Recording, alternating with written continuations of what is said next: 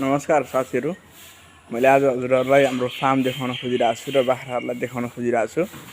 बाख्राहरूलाई चाहिँ बिहानको समयमा अत्याधिक मात्रामा खुवाउने एकैचोटि अगाइदिने भन्दा पनि बिहानको समय चाहिँ बाख्रा धेरै रेस्ट गर्न खोज्ने हुन्छ। त्यो भएको कारणले हजुरहरूलाई मैले यो भिडियो देखाउन खोजिरहेको छु। यतिखेर बिहानको 7:27 गएको छ। यहाँ हेर्नुहोस् त बाख्राहरू सबै कति मजाले रेस्टमा बसिरहेको स्थिति छ। टोटल बाख्राहरू चाहिँ मजाले आराम गरिरहेको हजुरहरूले देख्न सक्नुहुन्छ है। हेर्नुहोस् है, यहाँ सबै बाख्राहरू यसरी सुतिरहेछन्, आराम गरिरहेछन् है। बाख्राहरूलाई रातिको समयमा भन्दा पनि बिहानी पखको समयमा 4 बजे पछाडिको समयमा चाहिँ एकदम आराम गर्ने गर्दछ। 8 बजेको समयसम्म लगभग 4 घण्टा जति चाहिँ बाख्राले टोटल रेस्ट लिन्छ। यतिखेर प्राय बाख्राहरू उग्राएर पनि बस्दैनन् भने निदाउने होइन, पुरै आराम गर्ने स्थितिमा बाख्राहरूलाई रहन्छ। धेरैजना साथीहरूले चाहिँ बिहानै बाख्राहरूलाई अगाउने गरी खाना दिनुहुन्छ, बिहान 6 बजे नै होइन। त्यसरी चाहिँ सकेसम्म बाख्रालाई नखुवाउनु होला है। बाख्राहरूलाई चाहिँ खुवाउँदाखेरि चाहिँ एकदम उसलाई पेटलाई पनि भारी नपर्ने गरी, डाइजेस्ट हुन सजिलो हुने गरी खुवाउनुपर्छ। बरु टाइममा खुवाउनुपर्छ भने ठिक्क मात्रामा चाहिँ बाख्राहरूलाई घाँस पानीहरू खुवाएर मात्रै राख्नुपर्छ। एकैचोटि बाख्राहरूलाई धेरै खुवाउँदाखेरि पनि डाइजेस्ट गर्न नै बाख्राहरूलाई गाह्रो हुन्छ है। त्यो भएको कारणले गर्दाखेरि चाहिँ सबै बसिरहेछन्। एउटा चाहिँ बुढिरहेको छ, उनीहरूको इच्छामा छोडिदिनु पर्ने हुन्छ है। बिहानै बाख्राहरूलाई चाहिँ अगाउने भन्दा पनि बाख्राहरूलाई रेस्ट दिन पनि अत्यधिक आवश्यक पर्छ। धेरै स्याहार गर्ने भन्ने साथीहरूले खुवाको खुवाई गर्नुहुन्छ। त्यसो गर्नु चाहिँ तपाईँहरूलाई नै नोक्सान भइरहेको हुन्छ। त्यो भएको कारणले बाख्राहरूलाई रेस्टमा पनि राख्न एकदमै आवश्यक छ।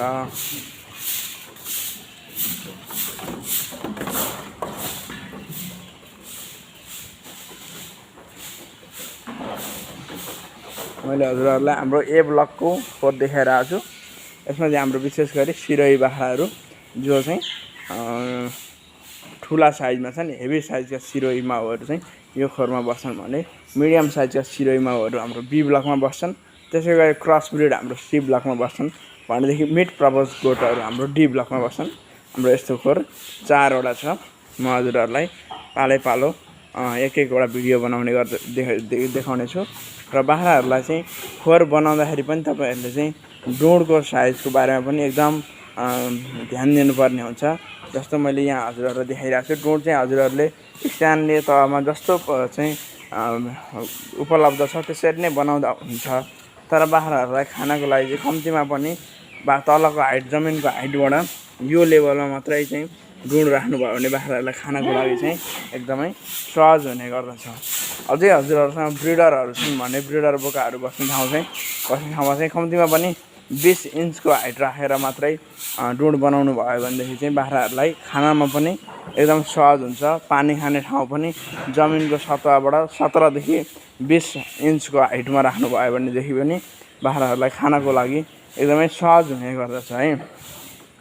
र ठाउँमा हजुरहरूले चाहिँ यसरी पनि डिजाइनिङ गर्न सक्नुहुन्छ। जस्तो यो डोड मैले हजुरहरूलाई देखाइरहेको छु। यदि हजुरहरूसँग चाहिँ डाले घाँस उपलब्ध छ भने पनि यो डिजाइनिङको चाहिँ खोरहरू बनाएर निर्माण गरेर ठाउँको पनि बचत भयो र बाख्राहरूलाई दुईटै क्याबिनको, यो क्याबिनकोलाई पनि खान मिल्ने गरी चाहिँ यसरी डोड बनाउनु भयो भने पनि डाले घाँसहरू छ भने यसरी हाल्न सक्नुहुन्छ।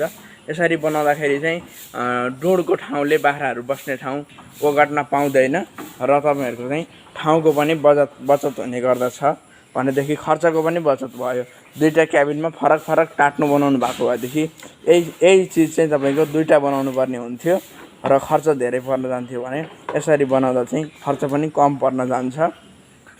यसरी चाहिँ हजुरहरूले खोर निर्माण गर्नुभयो भनेदेखि चाहिँ धेरै सहज हुन्छ। र यो हजुरहरूले यो मैले प्यासेजमा हिँडिरहेको छु, प्यासेजको डिस्टेन्स पनि यतिको डिस्टेन्सको प्यासेज राख्नुभयो भनेदेखि बाख्राहरूमा काम गर्न एकदमै सहज हुने गर्छ। सकेसम्म तपाईँहरूले चाहिँ कतिपय ठाउँहरूमा मैले देखेको हुन्छु प्यासेज एकदमै साँघुरो 2 फिटको 3 फिटको प्यासेज हुन्छ। कम्तीमा पनि तपाईँहरूसँग चाहिँ ठाउँ एभाइलेबल छ र तपाईँहरूले त्यही अनुसारले चाहिँ भोलुमा बाख्रा पालन गर्नुभएको छ भने कम्तीमा पनि तपाईँहरूले चाहिँ 5 देखि 6 फिटको प्यासेज बनाउनु भयो भनेदेखि हजुरहरूले घाँस हाल्ने ठाउँमा गाडीकै माध्यमबाट अथवा चाहिँ ठेला गाडाको माध्यमबाट घाँस हाल्न सक्नुहुन्छ यसरी गुडाएर।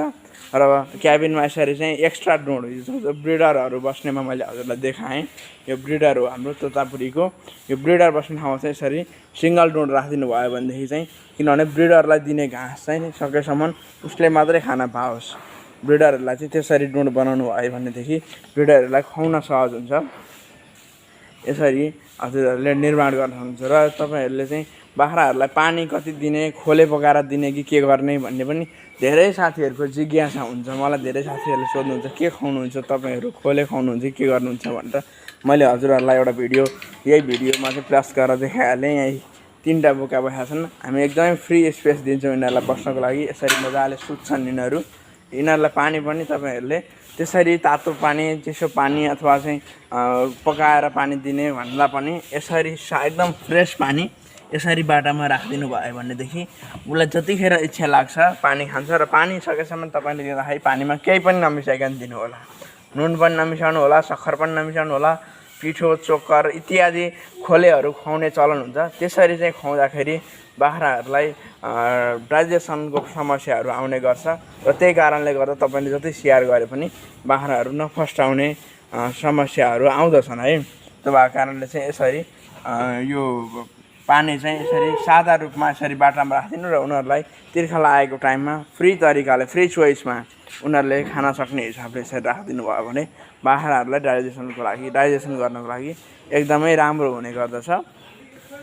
र बाख्राको खोरहरू एकदमै सफा हुन जरुरत छ। धेरै साथीहरूको जिज्ञासा छ, उपियाँ परेर म हैरान छु, उपियाँ परेर म हैरान छु, जुम्रा परेर हैरान छु, मेरो बाख्राको भुत्ला झरेर म हैरान छु, अथवा चाहिँ स्किन डिजिजहरू लागेर म हैरान छु भन्ने धेरै साथीहरूको जिज्ञासा अथवा समस्याहरू मसँग चाहिँ सेयर गर्नुहुन्छ। त्यसको लागि वान एन्ड ओन्ली सोलुसन भनेको चाहिँ उपियाँ परिसकेको छ खोरमा भनेदेखि चाहिँ त्यसलाई विभिन्न औषधि साइपरमेथिनहरू हालेर चाहिँ खोरमा स्प्रे गर्न सक्नुहुन्छ। एकपल्ट हटाइसके पछाडि एकपल्ट त्यसलाई चाहिँ उपियाँ जुम्राबाट चाहिँ मुक्त गरिसके पछाडि भनेको चाहिँ उपाय भनेको खोरहरूलाई एकदमै सफा राख्नुपर्छ है।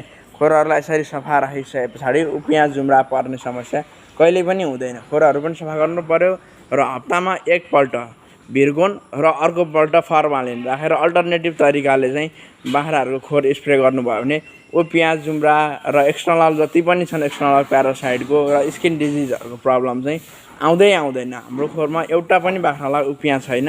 यसको चाहिँ कारण के हो भन्दाखेरि एक हामीले खोर सफा राख्छौँ, दोस्रो कुरा हामीले हप्तामा एकपल्ट अनिवार्य स्प्रे गर्छौँ र अर्को भनेको चाहिँ वर्षमा तपाईँहरूले उपियाँ परे पनि नपरे पनि बाख्रालाई 3 पल्ट चाहिँ डिपिङ गराउनै पर्छ।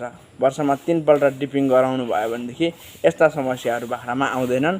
र बाख्राको खोरमा यसरी सुक्खा सफा रहनको लागि भेन्टिलेसनको पनि एकदमै आवश्यक पर्दछ। खोर बनाउँदाखेरि क्लोज आकारको भन्दा पनि अलिकति चाहिँ भेन्टिलेसन, क्रस भेन्टिलेसन हुने तरिकाले खोर बनाउनु भयो भनेदेखि तपाईँको बाख्राको स्वास्थ्य एकदमै राम्रो हुन्छ। र त्यो राम्रो भएकै कारणले गर्दाखेरि तपाईँलाई धेरैभन्दा धेरै नाफा हुने गर्दछ। हस्, धन्यवाद। तपाईँहरूलाई पनि यस्तो अन्य